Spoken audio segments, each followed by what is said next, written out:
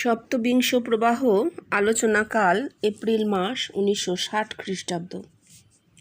একদিন আমি মহাপ্রভুর কথা পড়ছি, সারা দিনই পড়ছি, আর অষ্টসাত্ত্বিক লক্ষণ প্রকাশ পাচ্ছে।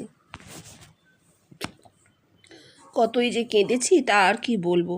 বিকেলের দিকে পড়ছি জগন্নাথের মন্দির। মহাপ্রভু গিয়ে সেই জগন্নাথের মূর্তির সঙ্গে মিলিয়ে গেলেন। তখন মনে হলো, আরে এ তো ঠিক নয়, সারাদিনের এত ভাব কোথায় মিলিয়ে গেল। হ্যাঁ, মানে মহাপ্রভুর কথা পড়ছেন, ভাব হচ্ছে, অর্থাৎ মহাপ্রভু সত্য, মহাপ্রভুর দেহে অবতরণ সত্য, তার ঈশ্বরীয় অবস্থা সত্য। সেই সত্যের প্রমাণ জীবনকৃষ্ণ নিজের দেহে সাড়া পেয়ে বুঝতে পারছেন যে প্রমাণিত। কিন্তু যখন বিকেলের দিকে পড়তে পড়তে উনি জগন্নাথের মন্দিরে মহাপ্রভু যাচ্ছেন, পড়ছেন, এইবার মহাপ্রভুকে মূর্তির সঙ্গে মিলিয়ে দেয়া হলো। মহাপ্রভু মূর্তির সঙ্গে মিলিয়ে গেলেন, দেখা হলো। এটা একটা অবাস্তব কল্পনা, এটা সত্যি নয়, এটা সত্যি নয়। সঙ্গে সঙ্গে দেহ সাড়া দিল। এতক্ষণ সত্যকে যেমন প্রতিষ্ঠা পেয়েছেন দেহে, সত্যের জন্য যেমন সাড়াটা পেয়েছেন যে হ্যাঁ এটা সত্য, এটা সত্য, এটা সত্য, এইখানে এসে যেই মহাপ্রভু জগন্নাথের মূর্তির সঙ্গে মিলিয়ে গেলেন, দেখা হলো, উনি পড়ছেন, সঙ্গে সঙ্গে মিথ্যে কল্পনা উইথড্র করে গেল, শরীর থেকে সমস্ত ভাব উইথড্র হয়ে গেল।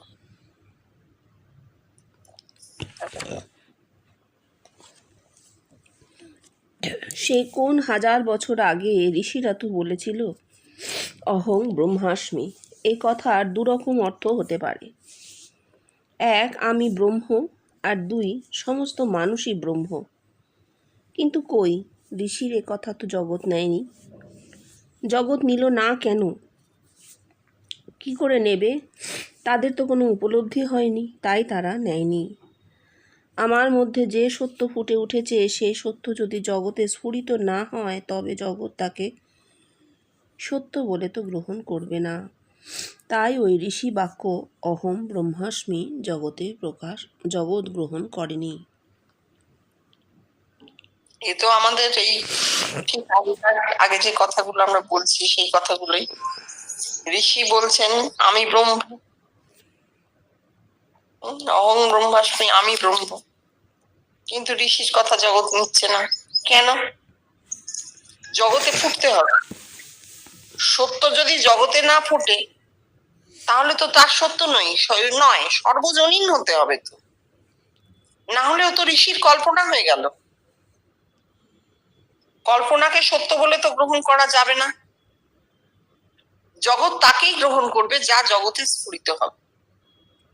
গাছের পাতা সবুজ, সব লোক জানে, সব লোক গ্রহণ করবে, হ্যাঁ গাছের পাতা সবুজ। কোন একজন লোক গাছের পাতা সবুজ দেখেছে, জগৎ গ্রহণ করবে না তো।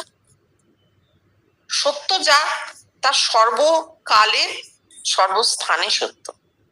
ঋষি যখন বলছেন অহং ব্রহ্মাস্মি, তখন জগতের প্রত্যেকটি লোকই তো আমি অহং, জগতের প্রত্যেকটি লোকই অহং, আমি।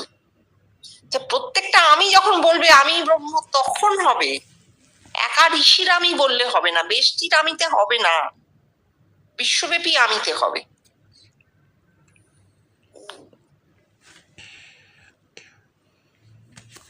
ব্রহ্মের স্বরূপ আনন্দ।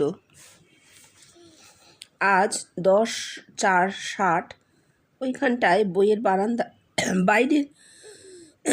বাইরের বারান্দায় পায়চারি করছি, দেখছি আনন্দকে। আনন্দ নামে এক যুবককে। ভেতরে এলুম, তখনও দেখছি আনন্দকে। বুঝলুম আনন্দই আমার স্বরূপ, তাই দেখাচ্ছে। এ কি শুধু আমার বেলায়? না, যারাই আমাকে দেখেছে তাদেরই স্বরূপ হচ্ছে আনন্দ। এই যে 60 সালের এপ্রিল মাস উনি দেখছেন, পায়চারি করছেন না, দেখছেন আনন্দ। এই যে দর্শনগুলো, জাগ্রত অবস্থা, এখান থেকে আমরা বুঝতে পারছি যে এই মানুষটা আমরা যে প্লেনে দাঁড়িয়ে আছি সেই প্লেনে দাঁড়িয়ে নেই, অনেক ওপরে। ওপরের প্লেনে, যেখানে এতগুলো দেহকে তিনি সারাক্ষণ দেখতে পাচ্ছেন। অনেককে দেখতেন তো, তার মধ্যে একটা নাম করেছেন যেটা আমরা বুঝবো, চিনবো, আনন্দকে দেখছি। এইটা কি দেখে কি বুঝছেন? এই দেখাটা তো ভেতর থেকে আসছে, রিফ্লেকশন। এটা তো বুঝেছেন যে আমার ভেতর থেকে রিফ্লেক্ট হচ্ছে।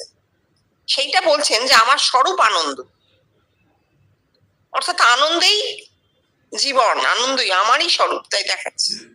বলছেন আমার বেলা না, আমাকে যারা দেখেছে তাদেরই স্বরূপ হচ্ছে আনন্দ।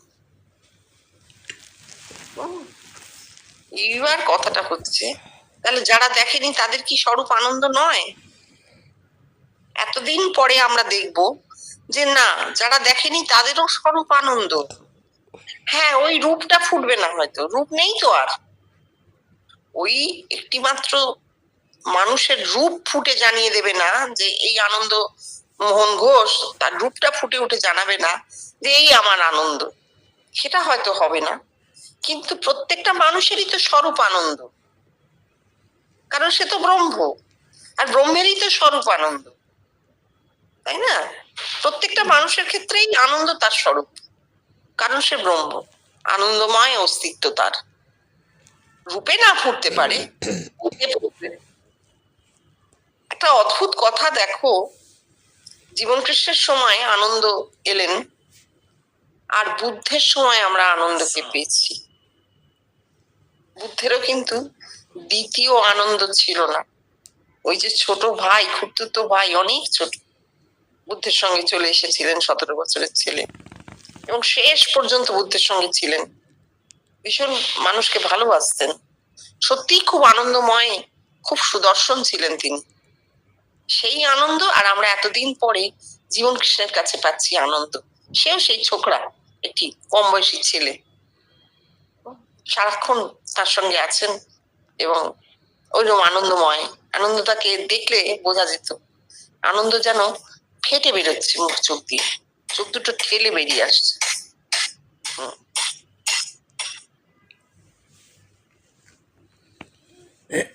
ব্রহ্ম কি তা কেউ জানে না, তা আবার ব্রহ্মের পারে কি আছে? কিন্তু আছে। আমি বুঝতে পেরেছি ব্রহ্মের পারেও আছে, ছায়ার মতন সব দেখেছি, তবে না ফুটলে তো বলবার জো নেই।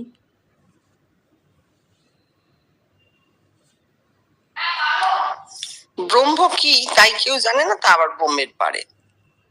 সত্যি তো, আগে তো ব্রহ্মকে জানতে হবে, তারপর তার পারে যাওয়া যাবে। এবার উনি যেটা বলছেন সেটা অনেকটা উপরের কথা। উনি বলছেন ছায়ার মতো সব দেখেছি, না ফুটলে বলবার জো নেই। উনি এই ইউনিভার্সের বাইরে গিয়ে কথা বলছেন। আমরা যখন ব্রহ্ম বলছি তখন এই ব্রহ্মাণ্ডের মধ্যে বলছি, এইটা মনে রাখতে হবে। কিন্তু যেখানে ব্রহ্ম অনন্তে পৌঁছে যাচ্ছে, মানে শুধু এই ইউনিভার্স নয়, আরো অসংখ্য অনন্ত ইউনিভার্সের কথা হচ্ছে, সেখানটায় কিন্তু আমরা এখনো যেতে পারিনি।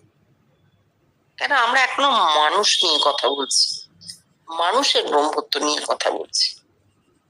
কিন্তু এই ব্রহ্মাণ্ডের মধ্যে ছাড়া অন্য কোনো ব্রহ্মাণ্ডে মানুষের অস্তিত্ব আমাদের জ্ঞানে এখনো আসেনি, আমরা জানি না, নেই হয়তো। অন্য কোনো ফর্মে, অন্য কোনো ফ্রিকোয়েন্সিতে সেখানে চৈতন্য আছে, কনসাসনেসের ক্রিয়া চলছে, যেটা জীবন কৃষ্ণ জেনেছেন, ছায়ার মতো দেখছেন। এটা তো আমরা জানি না, আমাদের কল্পনা, আমাদের ক্ষেত্রে এটা কল্পনা, কিন্তু ওনার ক্ষেত্রে এটা সত্য। উনি দেখেছেন, উনি দেখছেন, উনি ফিল করতে পারছেন জিনিসটা। অন্য ফর্ম এন্ড ফ্রিকোয়েন্সিতে চৈতন্য ক্রিয়া করে চলেছে, কিন্তু সেটা যতদিন না মানুষের ব্রেনে স্থান পাবে ততদিন বলবার উপায় নেই। এটা অনেক অনেক অনেক উপরের কথা, মানে এটা আমরা ঠিক এখনই ধারণা করতে পারবো কিনা জানি না, কারণ আমরা এই ব্রহ্মাণ্ডে থেকে কথা বলছি। এই ব্রহ্মাণ্ডে আমরা জানি কত কত হাজার গ্যালাক্সি আছে, সব একদম হিসেব করা আছে। আমরা কোন সোলার সিস্টেমে পড়ি, আমাদের গ্যালাক্সিটার অবস্থা কি, মানে এই ইউনিভার্সটা আমরা জানি। কিন্তু ইউনিভার্স তো একটা নয়, লক্ষ লক্ষ কোটি কোটি, কোনো সীমা নেই, সীমাহীন। হ্যাঁ, তো এই সীমাহীন অনন্তে আমরা কোথায় দাঁড়াবো? আমাদের তো পায়ের তলায় মাটি নেই, মাথার উপর আকাশ নেই, কিছু নেই। উনি এইখানটা দাঁড় করিয়েছেন যে ব্রহ্ম কি, তারপর তার পারের কথা হবে। আগে এইটুকু জানো, আগে নিজেকে জানো, তোমার নিজের যে চৈতন্যময় অস্তিত্ব সেইটা জানো। তাহলে তার উপরে কি আছে, চৈতন্যের ক্রিয়া তার উপরে কি আছে সে জানা যাবে, যখন মাথায় ফুটবে জানা যাবে। অদ্ভুত কথা।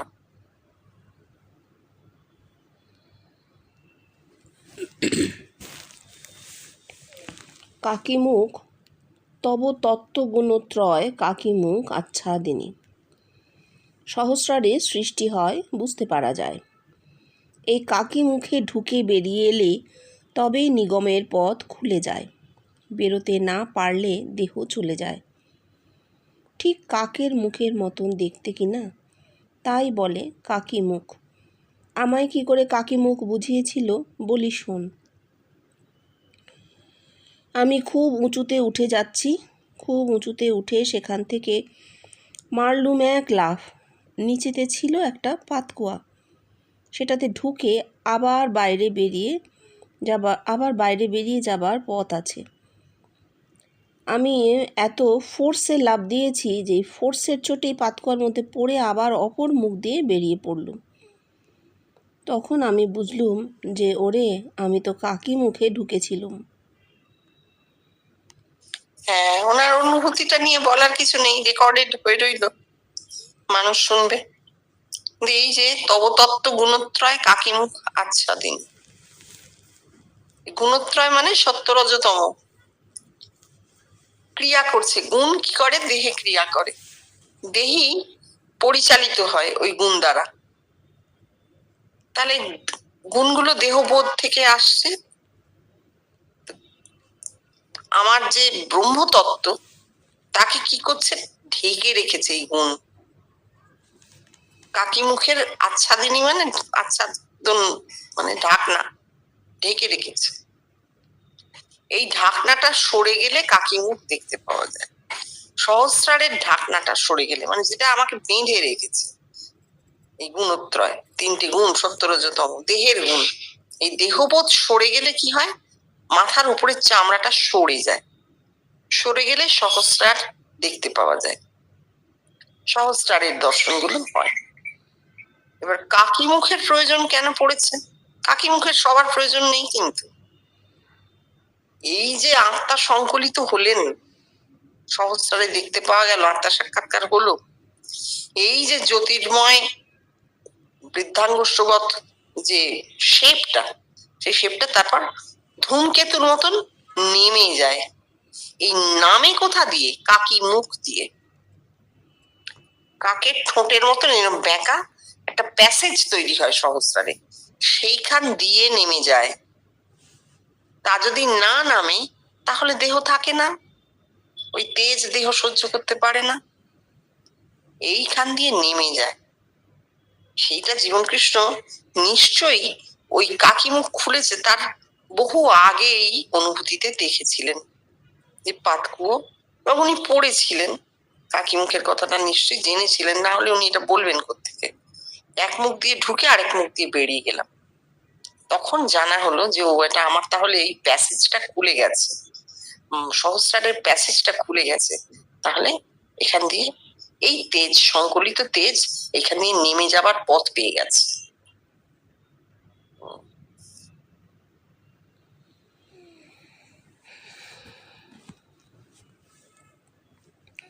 আজ 18/4/60 তেল মাখতে যাব।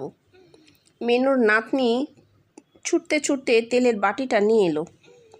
আমি তার হাতের বাটিটা ধরতেই মেনুর নাতনিই হয়ে গেলুম। আমি কয়েকদিন আগে তোদেরকে বলেছিলুম, এত লোককে দেখছি, এমনকি রাস্তা দিয়ে লোক যাচ্ছে, হঠাৎ তার দিকে নজর পড়তে আমি তাকে দেখতে লাগলুম। এই রকম অবস্থাতেও কোনো মেয়ে ছেলেকে দেখিনি, কিন্তু আজ এই প্রথম দেখলুম, হোক সে ছোট, মেয়ে ছেলে তো বটে। আজ মনে হচ্ছে জিনিসটা কি রিটার্ড করছে। সার্কেল কমপ্লিট হয়ে গেছে, তাই যেখানকার জিনিস সেখানে ফিরে আসছে। আমি বেশ বুঝতে পারছি আমি অন্য স্ফিয়ারে চলে গেছি। শুধু আমাকে বোঝাবার জন্যই বুঝি এত বড় একটা জিনিস হয়ে গেল। এই যে কি তা তো কেউ বুঝলো না। কেউ বুঝলো না, এখনো বোঝেনি। তেল তো চৈতন্য। মেনন নাতনি ছুটতে ছুটতে তেলের বাটিটা নিয়ে এলো। মেনন নাতনিটা এতটুকু বাচ্চা শিশু, প্রকৃতি অতটুকু হয়ে গেছে। তার প্রকৃতি এক তো বাচ্চার তো সত্যগুণ, তার তো শরীরে আর অন্য কিছু নেই। সেই ছোট্ট শিশু ওই তেল নিয়ে আসে, চৈতন্য, প্রকৃতি চৈতন্য দান করছে, তার দেহ ভাব অতটুকু হয়ে গেছে।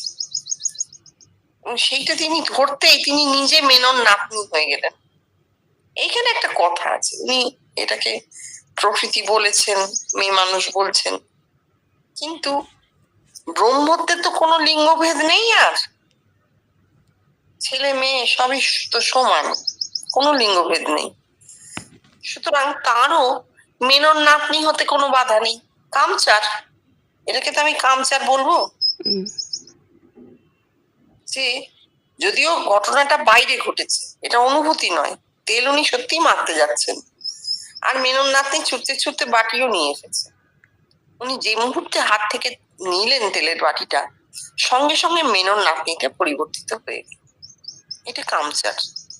আর একটা জিনিস, আমাদের কাছে এটা অনুভূতি তো নয়, এটা জাগতিক। ওনার ক্ষেত্রে কিন্তু বুঝতে হবে ওনার এই জাগতিক ব্যাপারটা ছিলই না। কি করে তাহলে আত্মিকে চলে গেলেন জাগতিক থেকে? উনি সবটাই যা ভেতরে দেখছেন তাই বাইরে দেখছেন। এই ক্ষেত্রে ওনার কোনো দ্বন্দ্ব নেই, আমাদের দ্বন্দ্বটা আছে। আমাদের ভেতর বার সমান হয়নি, ওনার ওই কাঁচের মতো স্বচ্ছ হয়ে গেছে, ভেতরে যা হচ্ছে বাইরেও তাই হচ্ছে। যুগপথ। ব্রহ্মত্ব তো তাই, ওতপ্রোত, বাইরের কন্ডিশন ভেতরের কন্ডিশন এক হয়ে গেছে, তাই উনি দেখছেন।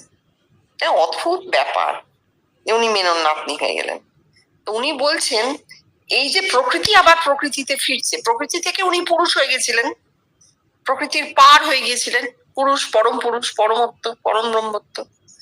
সেইখান থেকে আবার কি তাহলে উনি প্রকৃতিতে ফিরছেন? এটা ওনার মনে হচ্ছে। তাহলে সার্কেলটা কমপ্লিট হয়ে গেল। এবার তাহলে এই সার্কেলটা কার কমপ্লিট হলো? ওনার। ওনার পুরো সাধন জীবনের যে সার্কেল সেটা কমপ্লিট হয়ে গেল, যেটা জগতে প্রকাশ পেয়েছে। কিন্তু তারপরে উনি যে স্ফিয়ারে আছেন তা তো জগতে প্রকাশ পায়নি। তা জগতের মানুষ, ওনার অবস্থা আমরা কেউ বুঝিনি। আমরা নিজেদের অবস্থাগুলো বিচার করি, নিজেকে দিয়ে বুঝতে চেষ্টা করি। ওনার অবস্থা আমরা কি করে বুঝবো? ওনার স্ফিয়ার আমাদের জানা নেই। অদ্ভুত একটা ব্যাপার। তারপর কি অদ্ভুত এই মনুষ্য দেহ! কত অফুরন্ত শক্তি যে রয়েছে এর মধ্যে তা কেউ জানে না। আজ বিকালে 19:04, তাই ভাবছিলুম যে কি অপূর্ব এই মনুষ্য দেহ। পিতার বীজ থেকে ধীরে ধীরে হার্ট, লাংস, ব্রেন, লিভার, স্প্লিন হচ্ছে। বাইরে থেকে নিচ্ছে কি? শুধু তার ডেভেলপমেন্ট হবার জন্য যা দরকার তাই। কেমন করে হয় তা কেউ জানে না। ওদের সেই আলেখে আসে, আলেখে যায়। আমরা কতটুকু জেনেছি? আমরা শুধু এইটুকু জেনেছি যে মানুষ দেখতে বহু, কিন্তু আত্মিক জগতে এক। এও কি বাইরে থেকে এসেছে? না, ভেতরেই ছিল, সেটা প্রকাশ হলো। কেবল যে মানুষের বেলায় হচ্ছে তা নয়, বস্তু জগতেও হচ্ছে। ভাবতো আম গাছ থেকে আম হচ্ছে কি করে? আমটা তো বাইরে থেকে আসছে না, সেই গাছের মধ্যেই ছিল। গাছটা বাইরে থেকে নিচ্ছে কি? জল, বাতাস, আলো, উত্তাপ, অর্থাৎ সেই পঞ্চভূত। সেও শুধু তার ডেভেলপমেন্টের জন্য। কিন্তু আমটা হচ্ছে কি করে? এ রহস্য তো আজও ভেদ হয়নি। কি রহস্যময় এই মনুষ্য দেহ! ধর্ম বলতে আমার আর কিছু মনে হয় না, ষটচক্র আর ষষ্ঠভূমি মনে হয় না। শুধু মনে হয় কি অফুরন্ত শক্তির আধার এই মনুষ্য দেহ। এই যে সব সময় তোদের কাউকে না কাউকে দেখছি, এ কি হচ্ছে তা বুঝতে পারছি না। ব্রেন ঠিক রাখা দায়, গোলমাল না হয়ে যায়। আজকাল আর অভয়কে দেখতে পাচ্ছি না। ভাবছিলুম বলবো না, তা বলেই দিই। আজ বিকালে অভয়কে দেখতে চেষ্টা করছিলুম, কিন্তু পারলুম না। খুব ফেন্ট একটা যেন এলো, ভালোভাবে নয়। আচ্ছা, শেষটা দিয়ে বলি, ওই যে উনি চেষ্টা করছিলেন দেখতে, তাই হলো না আর কি। ওনার দিক থেকে তো কোনো ক্রিয়া নেই, চেষ্টা থাকবে না। আচ্ছা, এইবার যেটা বলেছেন, পিতৃবীজ থেকে এত বড় শরীর, সত্যি তো এটা এটা সব থেকে আশ্চর্য যদি কিছু থাকে তাহলে আমাদের এই জীবন। কোথা থেকে এলাম, কি করে এলাম, একটা ছোট্ট বীজ যাকে চোখে দেখা যায় না, তা থেকে ডিম্বাণুর সঙ্গে নিষিক্ত হয়ে ভ্রূণ তৈরি হলো, তা থেকে এত বড় দেহ, সেইটা পৃথিবীতে জন্মালো। সব থেকে অবাক কাণ্ড, বাচ্চা যখন পেটে বড় হয়, জলের মধ্যে ভাসছে, মানে এগুলো সব অদ্ভুত। জীবন চক্রটা অত্যন্ত অদ্ভুত একটা, কি বলবো, ম্যাজিক। ম্যাজিক, অলৌকিক বলে আমরা এত কিছু খুঁজি চারপাশে, কিন্তু অলৌকিক হচ্ছে আমাদের এই জীবনটা, আমাদের জন্ম এবং বেঁচে থাকা, এটা অলৌকিক কাণ্ড, সত্যি অলৌকিক। এত বড় দেহ, লাংস, ব্রেন, লিভার সব তৈরি হয়ে গেল, কোথা থেকে এলো? এত বড় বস্তুটা ছিল কোথায়, হলো কোত্থেকে? এটা ওই কর্তা ভাজারা বলে, আলেক মানে অলক্ষ্য, অলক্ষ্যে আসে অলক্ষ্যে যায়। আলেক বলতে ওরা ব্রহ্মকে বোঝায়, ওই বীজকে ওরা ব্রহ্ম বলে। কিন্তু জীবনকৃষ্ণ আরো এগিয়ে যাচ্ছেন, বলছেন আমরা কতটুকু জেনেছি। হ্যাঁ, মানুষের বেলায় যে হচ্ছে শুধু তা তো নয়, জগতেও তো প্রকাশ হচ্ছে, বস্তু জগতেও হচ্ছে। আম গাছ কোথায় ছিল, তা থেকে আম এলো আবার। বা একটা গোলাপ গাছ ছিল না বাগানে, তাকে রোপণ করা হলো, তাতে গোলাপ ফুল ফুটলো। 6 মাস আগে তারা ছিল কোথায়, ছিল না তো। তাদের ছিল না, ফুটছে, ছিল না, প্রকাশ হচ্ছে। প্রতিদিন নতুন নতুন প্রকাশ হয়ে চলেছে।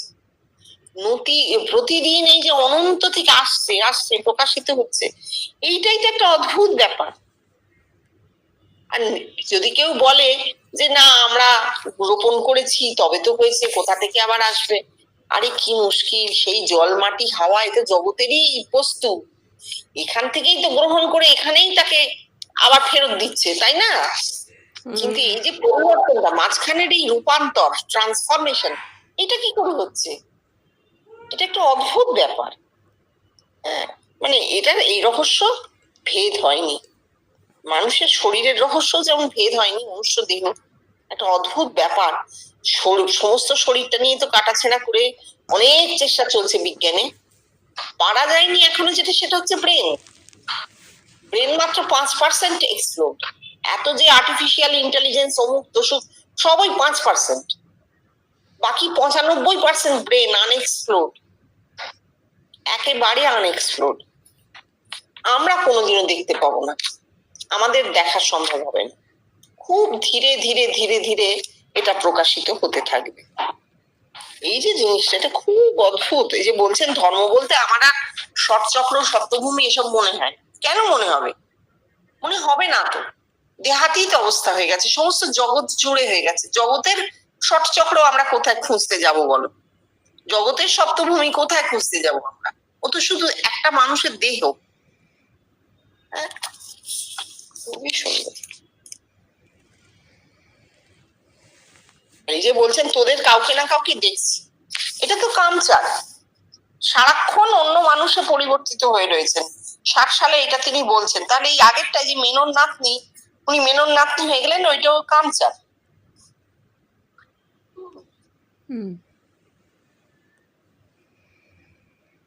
আজ 26/4/1960 দুপুরে বসে বসে তিব্বতীদের কথা ভাবছিল। আজ প্রায় 1200 বছর হলো তিব্বতে মহাযান বৌদ্ধ ধর্ম গিয়েছে। ওরা করেছে কি, একটা চাকা ঘুরছে আর তার সামনে বসে ওং মণিপদ্মে হুঁ, ওং মণিপদ্মে হুঁ এই কেবল করছে। কেন? কুণ্ডলিনী জাগ্রত হবে বলে। কিন্তু এই হুম হুম করে কি হলো? কারোর কুণ্ডলিনী কি জাগ্রত হয়েছে? কুণ্ডলিনী জাগরণ যে কি তা তো তোরা বুঝেছিস। যদি কারোর কুণ্ডলিনী জাগরণ হয় সে তো এমনি যাবে না, সে যে সারা জগৎটাকে নিয়ে টানাপোড়েন করবে। হুম হুম করলে কি কুণ্ডলিনী জাগরণ হয়? কুণ্ডলিনী জাগরণ হয় আপনা থেকে। আমি একথা বেশ ভালোভাবেই বুঝেছিলুম যে কারোর কুণ্ডলিনী যদি জাগে সেটা জগৎটাকে তোলপাড় করে ফেলবে। তিব্বতীরা আজ প্রায় 1200 বছর ধরে এই যে ওং মণিপদ্মে হুং, ওং মণিপদ্মে হুং করে আসছে। কারোর কুণ্ডলিনী জাগলো না কেন? অনেকগুলো ব্যাপার। প্রথম হচ্ছে, তিব্বত ভীষণ একটা প্রিমিটিভ ল্যান্ড ছিল, এখনো আছে। কুসংস্কার লোকাচারে ভরা একটা জায়গা, ভীষণ কুসংস্কার, ভূত প্রেত এখনো মানে। প্রথম কথা হচ্ছে, যে মহাযান ধর্মের কথা বলা হলো, বুদ্ধ এই মহাযান ধর্ম প্রবর্তন করেননি, এটা বুদ্ধের ধর্ম নয়, ঠিক আছে? নাগার্জুন করেছিলেন। এবং তিব্বতে আবার তন্ত্র মন্ত্র, বশীকরণ, মারণ, উচাটন এইসব তিব্বতীদের ধর্ম ছিল, ওদের কোন ধর্মের আচার। সেই কোন ধর্মের আচারগুলো ওদের মহাযানে ওরা ঢুকিয়ে নিয়েছে। তাহলে প্রথমেই আমরা কি দেখছি? একটা জায়গা, স্থানের তার মাহাত্ম্য থাকে। তিব্বতের স্থান মাহাত্ম্য হচ্ছে এই, যে সেই জায়গাকার ভীষণ রুক্ষ শুকনো একটা শীতল মরুভূমি অঞ্চল, দুর্গম, সেখানে মানুষ ভীষণ কষ্টে বাঁচে প্রথম। আর দ্বিতীয় হচ্ছে, সেখানকার মানুষ কুসংস্কারে আচ্ছন্ন, তারা ভূত প্রেত এইসব মানে। তো ধর্ম মানুষকে কি করে? ধর্ম মানুষকে সংকীর্ণতা থেকে মুক্তি দেয়। পারা গেল না, তারা সেই সংকীর্ণ গণ্ডির মধ্যে আবদ্ধ হয়ে গেল। এইবার বুদ্ধের ধর্মের চাকা ঘোরাচ্ছে তারা। একটা চাকা আছে, সেই চাকাটা ঘোরায় ধর্মচক্র প্রবর্তন। অং মণিপদ্মে হুঁ, মণিপদ্ম কোথায়? নাভিতে। তাহলে লিঙ্গগুজ্জ নাভি অব্দি এসে তারা বলে যাচ্ছে, যেন নাভি অব্দি পৌঁছলেই মনটা যথেষ্ট হয় তাদের জন্য। ওভাবে হবে না। এক তো নানা রকমের কুসংস্কার, তার উপরে আবার ভেদ, তাদের ধর্ম আলাদা, তারা সারাক্ষণ ওই যারা সন্ন্যাসী আলাদা, গৃহী আলাদা, এই সমস্ত নানা রকম ভেদ সৃষ্টি করে রেখেছে। কুণ্ডলিনী ওইভাবে জাগবে না। 1200 বছর ধরে তারা একটা আলাদা ধর্ম পালন করছে, এবং এত গুপ্ত, এত গোপন, যে তুমি যদি যাও কখনো তুমি সবটা জানতে পারবে না। গোপন আচার আছে ওদের ধর্মে। এখন এই প্রশ্নটা আমারও মনে হয়, এই গোপন আচার করে তারা কি পায়? নিজেকে প্রবঞ্চনা, আত্মপ্রবঞ্চনা, কিচ্ছু পাওয়া যায় না। যত তুমি গোপন করবে তত তোমার সত্য চাপা পড়ে যাবে, সত্য প্রকাশ হবে না। সত্যের মুখ ঢাকা থাকে, তাকে সরিয়ে দিতে হয়। সত্য স্বয়ং প্রকাশ, তাকে তুমি গোপন করতে পারো না। কারো যদি কুণ্ডলিনী জাগে, তাকে গোপন করে রাখা যায় না, এইটা তো উনি বলছেন। এটা ওনার ক্ষেত্রেই হয়েছে। কুণ্ডলিনী জাগরণ হয়ে আত্মা সাক্ষাৎকার হয়েছে, জগতে গোপন থাকেনি। উনি তো বলেননি কাউকে, জানতেন না সব কথা বলতে হয় বলে, কিন্তু প্রকাশ হয়ে গেছে। ঠাকুরের ক্ষেত্রে যা হয়েছে, এদের হয়নি। কারোর যদি একজনেরও হতো তাহলে জগতে তা প্রকাশ পেতই পেত। এটাই উনি বলতে চাইছেন।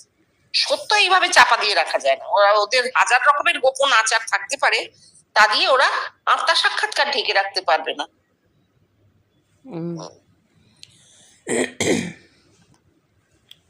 আজ 26/4/60 দুপুরে মা ঠাকুরনকে ধ্যানে দেখেছি। মা ঠাকুরন একটা সবুজ চেক শাড়ি পরে আছেন। এর মানে কেউ বলতে পারিস? এক ভদ্রলোক, আপনার নতুন জীবন লাভ হয়েছে। শ্রী জীবন কৃষ্ণ, আমি এদের কাছে ঠিক এই ব্যাখ্যাই দিয়েছি। হ্যাঁ, ঠিকই আছে, এটার আর বলতে যাওয়ার দরকার নেই কিছু। কি বলছেন? হ্যাঁ, সবুজ রং তো প্রাণের প্রতীক। শাড়িটা সবুজ চেক, মানে নতুন প্রাণ, নতুন দেহ। মা ঠাকুরকে দেখা হয়েছে, মা দেহ দিচ্ছেন, মা দেহ দেন আমাদের, নতুন দেহ লাভ হচ্ছে। তারপর করো। যিশুর সম্বন্ধে তোদেরকে আগে যে কথা বলেছি, আজ তার একটা সাপোর্ট পাওয়া গেল। ঠাকুর দেখেছিলেন যিশুর নাক থ্যাবড়া, তাই তিনি কেশববাবুকে জিজ্ঞাসা করেছিলেন যে যিশুর নাক থ্যাবড়া দেখলুম কেন? কেশববাবু, দরজাটা বন্ধ করে দিন। কেশববাবু বলেছিলেন যে হ্যাঁ, যিশুর চেহারার 3 রকম বর্ণনা আছে। এইবার ধর স্বামীজির কথা। ক্রিট দ্বীপের কাছে তার দর্শনের কথা মনে আছে? সেই দর্শনের পর তিনি বুঝেছিলেন যে যিশু বলে কেউ ছিল না। এইবার তোরা সক্রেটিসের কথা মনে কর। আমি তোদেরকে বলেছি যে সক্রেটিসের নাক থ্যাবড়া ছিল। আমি আরও কি বলেছিলুম তোদের মনে পড়ে? বলেছিলুম যে সক্রেটিসকেই ওরা যিশু বলে খাড়া করেছে। আর দেখ, সেই কথাই এই বইটাতে পেয়েছি। ডক্টর সর্বপল্লী রাধাকৃষ্ণনের history of philosophy eastern and western গ্রন্থের ভূমিকায় ভারতের তৎকালীন শিক্ষামন্ত্রী মৌলানা আবুল কালাম আজাদ মহাশয় লিখেছেন যে যিশুর জীবনে সক্রেটিসের ছাপ পাওয়া যায়। ইহুদিদের যিশু এথেন্সবাসী সক্রেটিসের কথাই মনে করাইয়া দেয়। ভাষার পারিপাট্যের আবরণে তিনি এই আভাস দিয়েছেন যে সক্রেটিসই যিশুতে রূপায়িত হইয়াছেন। হ্যাঁ, এখানে একটা ব্যাপার আছে, সেটা হচ্ছে ঐতিহাসিকভাবে যিশু ছিলেন কি না, এইটা খ্রিস্টান ওয়ার্ল্ড কিন্তু প্রমাণ করবার জন্য সর্বশক্তি নিয়োগ করেছে।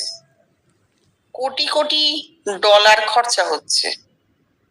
এইখানে যিশু জন্মেছিলেন, এই গুহায় তিনি ছিলেন, এই গাছটির ডালে তার বস্ত্র বাঁধা ছিল, এই গলগথায় তার ক্রুসিফিকেশন হয়েছিল। মানে চেষ্টার কিন্তু অন্ত নেই একজন ব্যক্তি মানুষকে প্রতিষ্ঠা দেওয়ার জন্য। এইটার প্রয়োজন ছিল না। আমরা যদি ধরে নিই যিশু বলে সত্যি কেউ ছিল, থাকতেই পারেন, একজন মানুষ এরকম হতেই পারেন, যিশু ছিলেন, তাকে ঐতিহাসিক ভাবে এতটা সত্যতা দেওয়ার কোনো প্রয়োজন ছিল না। আমরা দেখতে পাচ্ছি কি, যিশুর অবদানটা দেখলেই আমরা সক্রেটিসের সঙ্গে তাকে মিলিয়ে নিতে পারবো। এথেন্সবাসী সক্রেটিস কিন্তু বুদ্ধেরও আগে। সক্রেটিসের সময় সক্রেটিস কি করেছিলেন? জ্ঞানী ছিলেন, জ্ঞানী ব্যক্তি। জ্ঞানী ব্যক্তি কি করেছিলেন? নিজের জ্ঞান অন্যকে দিতে পারেননি। অন্যকে অজ্ঞান, অন্য মানুষরা যে অজ্ঞান সেইটাই প্রমাণ করে দিয়েছিলেন। কি করতেন তিনি? কথোপকথনের মাধ্যমে একটা মানুষ যদি এসে জানায়, ওই যেমন বলছিলাম অঙ্গুলিমাল, প্রজ্ঞা তোমাকে কি দেবে অঙ্গুলিমাল? এই দেবে। এটা তোমাকে কি দেবে অঙ্গুলিমাল? আবার বলছে এই দেবে। এই আস্তে আস্তে আস্তে আস্তে নেমে যখন অমরত্বে আসছে, অমরত্ব দেবে, প্রজ্ঞা আমাকে অমরত্ব দেবে, তখন বুদ্ধ প্রশ্ন করছেন অমরত্ব তোমাকে কি দেবে অঙ্গুলিমাল? শেষ, আর কোনো উত্তর নেই। সামনে কেউ এলে সে যে বিষয়টা জানি বলে বলতো যে আমি এই বিষয়টা জানি, আচ্ছা তুমি এই বিষয়ে তাহলে আমাকে কিছু বলো, তুমি কি জানো? সে বললো। এ থেকে তুমি তাহলে কি পাচ্ছ? বললো। তাহলে তুমি কি পাচ্ছ? এই করতে করতে করতে করতে একদম শেষে এসে সেই লোকটা সারেন্ডার করে দিত, না সে আসলে কিছুই পাচ্ছে না, সে আসলে বিষয়টা জানেই না। এই যে মানুষকে সমানে সে যে অজ্ঞান সেটা প্রমাণ করে দিয়ে গেছেন প্রতিটি মানুষের ক্ষেত্রে। আর নিজেকে জ্ঞানী বলেননি কিন্তু কোনোদিন। উল্টে সক্রেটিস প্রথম বলেছিলেন যে ও দৈববাণী হয়েছে, যে আমি সব থেকে জ্ঞানী বলে ওই ডেলফির ওরাকেল হয়েছিল। ও আচ্ছা আচ্ছা, সবাই শুনেছে যে আমি সব থেকে জ্ঞানী, তার মানে হচ্ছে আমি জানি যে আমি কিছুই জানি না। আর সবাই মনে করে সবাই অনেক কিছু জানে, কিন্তু আমি জানি যে আমি কিচ্ছু জানি না। I know nothing but the fact of my ignorance. আমি জ্ঞান সাগরের পাড়ে নুড়ি কুড়িয়েছি মাত্র, জলও পাইনি। এই হচ্ছে সক্রেটিসের কথা।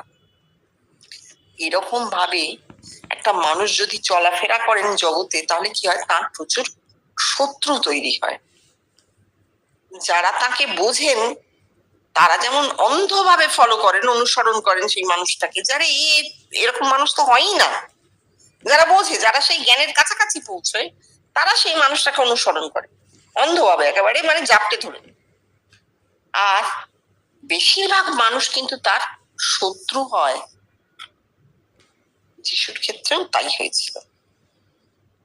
যিশুর যে গল্পটা আমরা পাই, যদি এটাকে গল্প, কাল্পনিক গল্প বলে ধরে নিই, তাহলে যে গল্পটা আমরা পাই, আমরা কি দেখছি, এই যে তিব্বতের কথা হচ্ছিল, ইসরায়েলও এইরকমই একটি প্যালেস্টাইন, ইসরায়েল তো বলবো না, প্যালেস্টাইন সেই সময়, সেই প্যালেস্টাইনও এইরকমই একটি অনগ্রসর স্থান, অনগ্রসর দেশ ছিল, যে দেশের মানুষ ভীষণ কুসংস্কারে আচ্ছন্ন। সারাক্ষণ তাদের মধ্যে হয় দেবদূত আর না হলে শয়তানের দূত এসে নেমে পড়ছে। সারাক্ষণ তারা অলৌকিকত্ব ছাড়া কিচ্ছু বিশ্বাস করতো না। একরকম তন্ত্রই তো বলা যায়, একেও তো একরকম তন্ত্রই বলা যায়। সেইখানে যিশু এলেন, এবং যিশু ভীষণ ভালো গ্রিক ভাষা জানতেন। এইগুলো সব গল্পে লেখা আছে যে যিশু গ্রিক ভাষা জানতেন, হ্যাঁ, তারপর ওই সিরীয় ভাষা জানতেন, অ্যারামাইক ল্যাঙ্গুয়েজ জানতেন, অ্যারামাইক ল্যাঙ্গুয়েজে তিনি কথা বলতেন, দেশীয় ভাষা যেটা। তো এই যে গ্রিক ভাষা জানার ফলে কি হয়েছে, গ্রিক ফিলোসফি, দর্শন তিনি খুব ভালো পড়াশোনা করেছেন, অনেক পড়েছেন গ্রিক দর্শন। এই গ্রিক দর্শন পড়েছেন, সক্রেটিসকে জেনেছেন। সক্রেটিসের পড়ানোর মানে ধরার পদ্ধতি, বিচারের পদ্ধতি, কিভাবে বিচার করতে হবে সেই পদ্ধতিটা তিনি খুব ভালো আয়ত্ত করেছিলেন। এইটা মনে রাখতে হবে, যিশু খুব জ্ঞানী মানুষ ছিলেন, যেভাবে তাকে ইতিহাসে আঁকা হয়েছে, একজন জ্ঞানী। তিনি নিজেকে জানেন, তিনি আলো দেখেছেন। তিনি বলছেন জ্ঞানী তোমাকে মুক্তি দিতে পারে, আর কিছু পারে না। যদি আমি গল্প বলে ধরেও নিই, তাহলে এই চরিত্রটাকে এইভাবে সাজানো হয়েছে, ঠিক আছে। এবং যিশুকে শেষ পর্যন্ত প্রাণ দিতে হয়েছে, যেমন সক্রেটিসকে দিতে হয়েছে। ঠাকুর দেখেছিলেন যিশুর নাক থ্যাবড়া। কেন? কারণ যিশু এশীয় ছিলেন। প্যালেস্টাইন এশিয়ার মধ্যে পড়ে, ইউরোপে পড়ে না। আর জীবনকৃষ্ণ যখন বলছেন যে এই যে হিস্ট্রি অফ ফিলোসফি বইয়ের ভূমিকায় মৌলানা আবুল কালাম আজাদ এরকম লিখেছেন যে যিশু হয়তো সক্রেটিসই ছিলেন, সক্রেটিসকেই এরা হয়তো যিশুতে পরিবর্তিত করেছে বা এরকম একটা ক্যারেক্টার তৈরি করেছে, তখন তিনি এই কথাটাই আমাদের বলতে চাইছেন যে ঐতিহাসিক যিশুর সত্যতা নিয়ে মাথা ঘামিয়ে কাজ নেই। সক্রেটিস আর যিশু হয়তো একই ব্যক্তি ছিলেন, কিন্তু দুটো আলাদা যুগে দুজনকে প্রতিষ্ঠা করা হয়েছে। একজন বুদ্ধেরও আগে, আরেকজন বুদ্ধের 500 বছর পরে। আমরা ভাবটা নেব, আমরা তো আর মানুষটার জগতে এসেছিলেন কিনা, স্থূল শরীরে তার কি কাজ ছিল, কি করেছেন জেনে দরকার নেই। আমরা ভাবটা নেব, এই ভাবটা তারা দিয়ে গেছেন জগৎকে। তারপর আমার ভারী আনন্দ হয়েছে। আমাদের দেশে ভক্তি কাল্ট কী করে এলো তার একটা হিস্টোরিক্যাল বেসিস পেয়েছি। তোরা কতটুকু বুঝতে পারবি তা জানি না, তবে যে যতটুকু পারিস লিখে রাখিস। এখন থেকে ঠিক 2000 বছর আগে রোমানরা প্যালেস্টাইন অধিকার করে। সেই সময় একদল জিউ ইহুদি দক্ষিণ ভারতে এসে বসবাস করতে শুরু করে। এই জিউরা খুব ইমোশনাল ছিল। ইজেকিয়েলের ভাবটা হতো। সলোমন ভালো গান সাম লিখতে পারত। এইসব রেফারেন্স পাওয়া যায়। দক্ষিণ ভারতে এই জিউদের ইমোশনাল ভাবধারার সঙ্গে তাদের ভাবধারা মিশে গেল। ভক্তি কাল্ট খুব প্রসার লাভ করল। এই ভক্তি কাল্ট প্রচার করেছিলেন রামানুজ, নিমবার্গ, মধ্বাচার্য, বল্লভাচার্য ইত্যাদি। রামানুজ আলভারদের রচিত শ্লোককে খুব উঁচু স্থান দিতেন। তিনি বলতেন আলভারদের এইসব রচনা বেদকেও ছাড়িয়ে গেছে। এরপর মুসলমানরা ভারতবর্ষ অধিকার করল। এরা সারাসানস নয়, আরাবিয়ান মুসলমান নয়, এরা তুর্কি, মঙ্গোলিয়ান। এদের ভাবধারার সঙ্গে খাপ খাইয়ে ভক্তি কাল্ট ভারতবর্ষে ছড়িয়ে পড়ল। দক্ষিণ ভারতে প্রচার করলেন ওরা ওই 5 জন, রামানুজ, নিমবার্গ, মধ্বাচার্য, বল্লভাচার্য ইত্যাদি। আর উত্তর, পশ্চিম, পূর্ব ভারতে প্রচার করলেন নানক, কবির, তুকারাম, চৈতন্য, রামানন্দ ইত্যাদি। এই হলো ভারতবর্ষে ভক্তি কাল্টের ইতিহাস। কোথায় কবে ভারতবর্ষে এলো একদল জিউ, কালক্রমে ভক্তি কাল্ট ছড়িয়ে পড়ল দেশে। বাতাসে মিশে থাকে ফুলের পরাগ, সে খালি চোখে দেখা যায় না, সেই পরাগ এসে পড়ে ভার্জিন ফুলে, আর তাই থেকে জন্মায় ফল। মাত্র 2টো প্যারাগ্রাফে পুরো ভক্তিবাদের ইতিহাস বলে দিয়েছে। বলে দিয়ে গেলেন। হ্যাঁ, সুন্দর। এটা হচ্ছে ডাইজেস্ট করার অসাধারণ ক্ষমতা। পাতার পর পাতা পড়ে যাওয়া যায়, কিন্তু কি পেলাম তা থেকে আত্মস্থ কতটা করতে পারলাম সেটাই বলার মধ্যে প্রকাশিত হয়। ব্রেন পাওয়ার পুরো ডাইজেস্ট করে ফেলেছেন, করে মাত্র 2টো প্যারাগ্রাফে ভারতবর্ষে ভক্তিবাদের ইতিহাস বলে দিলেন। যাই হোক, উনি তো পুরোটা বলেছেন, এইটার মধ্যে আর ঢোকার দরকার নেই। শুধু এইটা বলি যে হ্যাঁ, জুরা ভীষণ ইমোশনাল ছিল। বাইবেলের পাতায় পাতায় তাদের ওই ইমোশনের ছড়াছড়ি, তারা ভাবে কাঁদতো, ভাবে গড়াগড়ি দিত, ভীষণ কান্নাকাটি, গড়াগড়ি, প্রচন্ড উচ্ছ্বাস। এমনকি যিশুর কথাও যদি, মানে আমি নিউ টেস্টামেন্টে আসার পর বলছি, যিশুর কথাও যদি দেখো, দেখবে যিশু হাঁটছেন, তার কাপড়ের প্রান্ত ধরবার জন্য হুড়োহুড়ি লোকের মধ্যে, তারা মাটিতে গড়াচ্ছে, নিজেদের রক্তাক্ত করে ফেলছে, কিন্তু তাদের নাকি ছুঁতেই হবে এই প্রান্তটা।